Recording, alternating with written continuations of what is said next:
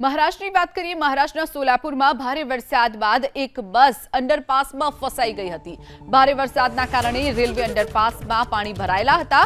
તેમ છતાં બસના ચાલકે અંડરપાસમાંથી પસાર કરવાની કોશિશ કરી, જેને લઈને આ બસ પાણીમાં ફસાઈ જવાની ઘટના બની હતી। ઘટનાની જાણ થતાં જ પોલીસ અને રેસ્ક્યુની ટીમ સ્થળ પર પહોંચી હતી અને બસમાં સવાર 27 લોકોનું રેસ્ક્યુ કરવામાં આવ્યું હતું।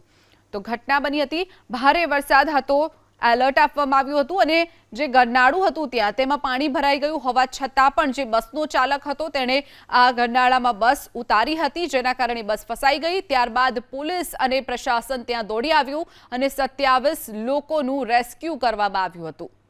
મહારાષ્ટ્રની વાત કરીએ। મહારાષ્ટ્રના સોલાપુરમાં ભારે વરસાદ બાદ એક બસ અંડરપાસમાં ફસાઈ ગઈ હતી। ભારે વરસાદના કારણે રેલવે અંડરપાસમાં પાણી ભરાયેલા હતા।